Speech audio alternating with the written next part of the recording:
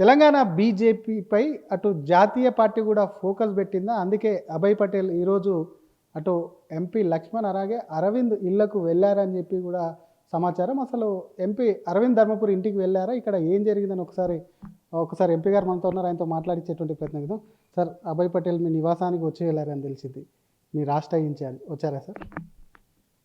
అభయ్ పాటిల్ గారు మాకు ఇన్ఛార్జు. ఆయన ఇళ్ళకి రావడము మాట్లాడడం సహజం అండి. అది ఆయన మాకు యాక్టివ్ ఇన్ఛార్జ్. ఆయన is a bridge between Telangana state party and national party. కానీ రోజు వస్తే ఒక లెక్క, ఈరోజు వివిధ మీటింగ్లో పాల్గొని వచ్చి ఎంపీ గారితో, నిజామాబాద్ ఎంపీ అరవింద్ ధర్మపురి గారితో కూడా మాట్లాడారంటూ దానికి ప్రాధాన్యత ఉంది. ఎందుకంటే పార్టీలో ఇటీవల జరుగుతున్నటువంటి పరిణామాలు, మీ జాతీయ అధ్యక్షుడు వచ్చిపోయిన అనంతరం నేతలందరినీ కూడా ఏకతాటిపైకి తీసుకురావడానికి కూడా అభయ్ పటేల్ ప్రయత్నం చేస్తారు. అందులో భాగంగా మీ నివాసానికి వచ్చి వెళ్ళారు అనేది మాకున్న సమాచారం. మీరేం చెప్తారు? అందరు ఏకతాటి మీదనే ఉన్నారు. ఆయన మా ఇన్ఛార్జు, ఆయన పని ఆయన చేస్తున్నాడు, బ్రహ్మాండంగా చేస్తున్నాడు.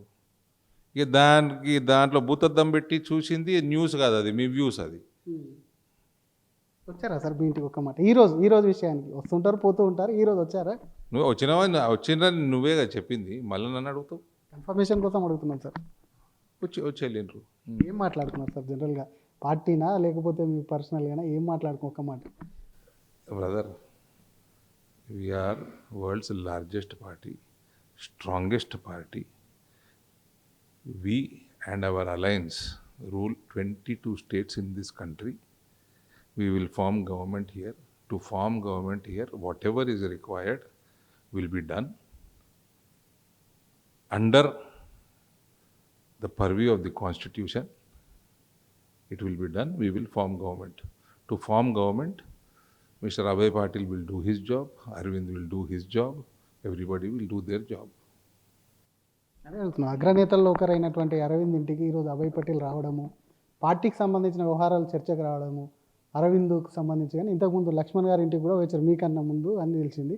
మీ ఇంటికి రావడం ఏదైతే ఉందో అక్కడ కొన్ని సంఘటనలు జరిగినాయి, మీ దగ్గర కూడా వచ్చి కొన్ని ఇష్యూస్కు సంబంధించి కూడా మాట్లాడిండ్రు, రాష్ట్ర పార్టీలో జరగాల్సినటువంటి పరిణామాలు ఏంటి వాటితో డిస్కషన్ చేసినని మాకున్నటువంటి సమాచారం. అట్లాంటివి ఏమన్నా జరిగినాయి అంటే? మీరు అభయ్ పాటిల్ గారిని ఫాలో చేస్తున్నారా? చేస్తున్నాం సార్, ఈరోజు అయితే చేసినాం సార్. మీ పని మీరు చేస్తుండ్రు. సరే, పార్టీలో అంతర్గతంగా ఏమేమి విషయాలు మాట్లాడతామో అది పార్టీకి ఏది శ్రేయస్కరం అనేది డిస్కషన్, అది కింద సహజం. అట్లాంటి విషయాలు మస్తు మాట్లాడతాం, అవి బయట మనం మీడియాకి చెప్పలేము. అవన్నీ పార్టీలో కొంతమంది వ్యక్తులకు కొంత విభేదాలు ఉన్నాయి అంటున్నారు. మీకు ఎవరితోనన్నా విభేదాలు ఉన్నాయా? అరవింద్ ధర్మపురి గారికి, ఎంపీ గారికి? ఈ పార్టీలో ఎవరితోటి విభేదాలు లేవు. అది మీ కల్పితం, మీడియా కల్పితం. అది ఎవరితోటి విభేదాలు లేవు. విభేదాలు పక్కన పెట్టేందుకు, విభేదాలు ఉన్నాయని చెప్పి నేతలను కలిపేందుకు అభయ్ పాటిల్ తిరుగుతున్నారు, జాతీయ పార్టీ పంపించింది అనేది కూడా కొంత చర్చ జరుగుతుంది. దాన్ని అంగీకరిస్తారా సార్? అభయ్ పాటిల్ గారు నేతల్ని కలిసి అందరినీ కోఆర్డినేట్ చేసేటం అది ఆయన పని. ఆయన మా ఇన్ఛార్జు, ఆయన యాక్టివ్గా పనిచేస్తాడు. ఆయన పని అది, కోఆర్డినేట్ చేయడం కూడా ఆయన పని. దాన్ని అందులో ఏమున్నది? ఈరోజు ఏం కోఆర్డినేట్ చేయడానికి వచ్చింది సార్ సడన్గా? చెప్తున్నా కదా, భారతీయ జనతా పార్టీ ఇక్కడ ప్రభుత్వంలోకి వస్తుంది, 2029లో బీజేపీ ప్రభుత్వంలోకి వస్తుంది. దానికోసం ఏమేమి కోఆర్డినేట్ చేయాలో అన్నీ చేస్తారు. వస్తుంది, మేము ప్రయత్నం చేస్తాము, మాకు ఇది 100% వస్తుంది. నువ్వు రాసి పెట్టుకో. కానీ జాతీయ పార్టీ ఇతర రాష్ట్రాల్లో ఎక్కడ లేకుండా ఇక్కడ కొంత వ్యక్తిగత ఎజెండాతో నేతలు ముందుకు వెళ్తున్నారని సమాచారం వాళ్ళకి వెళ్ళింది. దానికి తోడుగా నేతల వద్దకు వెళ్ళి మాట్లాడాలని చెప్పి పార్టీ నేతలు అనుకున్నట్టు, అందుకే అభయ్ పటేల్ వచ్చాడనేది కూడా బాగా వచ్చిన సమాచారం. ఇట్లా ఇప్పుడు కొన్ని క్వశ్చన్ అడిగిన చూసినావా, వ్యక్తిగతంగా ఎవరి అభిప్రాయాలు ఉంటాయి, ఎవరి దారిలో. ఇట్లా నేను చిన్నప్పటి నుంచి కాంగ్రెస్ పార్టీ చూస్తున్నా, తెలుగుదేశం పార్టీ చూస్తున్నా, బీఆర్ఎస్ పార్టీ చూస్తున్నా, బీజేపీ పార్టీలు అడుగుతారు మీరు. ఇవన్నీ కామన్ అయ్యా. ఓకే, ఇంత పెద్ద ఇన్స్టిట్యూషన్లో అనేక మంది ఇండివిజువల్స్ ఉంటారు. వాళ్ళందరినీ కోఆర్డినేట్ చేయాలంకే మా జనరల్ సెక్రటరీలు, ఇన్ఛార్జీలు ఉంటారు. ఒకరు పనాలు చేస్తున్నారు. ఎండ్ రిజల్ట్ చెప్తున్నా మీకు, 2029 బీజేపీ విల్ రూల్ తెలంగాణ.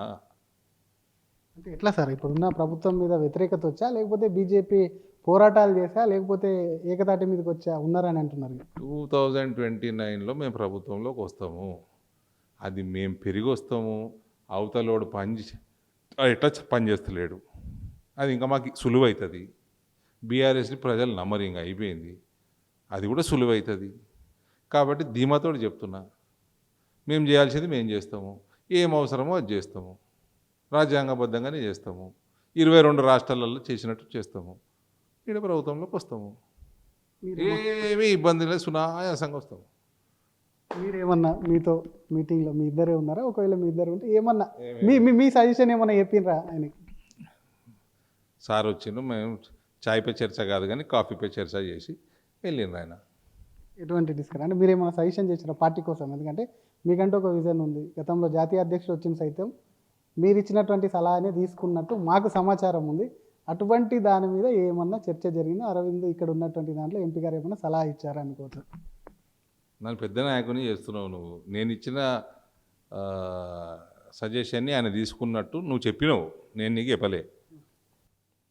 మాకు తెలిసింది సార్, మీ జాతీయ అధ్యక్షుడు భేటీలో మాకు తెలిసింది. మాకు తోచింది మేము చెప్తాము, మేము చేసుకున్న పని చెప్తాము, ఏం చేయాలనో మాకు తోచింది ఇది చేస్తే బాగుంటుందని చెప్తాం. ఇది నార్మల్ కోర్స్ ఆఫ్ యాక్షన్ అండి ఎనీ పొలిటికల్ పార్టీలో. బీజేపీ ఎక్కడ లేదు, మేమే నెక్స్ట్ మళ్ళీ బీఆర్ఎస్ వస్తాను ఒకవైపు కేటీఆర్ అంటున్నాడు. 2034 దాకా నేనే ఉంటా అని చెప్పి రేవంత్ అంటారు. మీరేమో ఎట్టి పరిస్థితుల్లో 2029లో మీరే ఫామ్ చేస్తామని మీరు అంటున్నారు. వారికి సంబంధించి ఎవరికి సంబంధించి వాళ్ళు నమ్మకంగా ఉన్నారు? ఒక మాట, 2 పార్టీలకు సంబంధించి ఒక మాట చెప్పండి sir. The peanuts, both those parties are peanuts for BJP. We will form government here, you will see BJP government in Telangana. Don't bother about them. Thank you sir. ఇది అసలు ఈరోజు వచ్చినటువంటి అభయ్ పాటిల్ గారు వచ్చారు, కాఫీ పే చర్చ జరిగింది. పార్టీలో ఉన్నటువంటి పాలిటిక్స్కి సంబంధించి ఇంటర్నల్గా అవి కామన్గా కలుస్తూ ఉంటారు. అందులో భాగంగా తమ నివాసానికి వచ్చారు. అందులో ఇంటర్నల్గా కూడా ఉన్నటువంటి ఇక్కడ ఉన్నటువంటి ఇన్ఛార్జీలు కూడా వాళ్ళు కోఆర్డినేట్ చేయడమే ఇన్ఛార్జీల పని కాబట్టి అందులో భాగంగా వచ్చాడు. దానికి సంబంధించి ఇంటర్నల్గా చర్చించామని చెప్పి కూడా ఎంపీ అరవింద్ ధర్మపురి అంటున్నారు. కెమెరామెన్ వినయ్తో శ్రీధర్, RTV, హైదరాబాద్.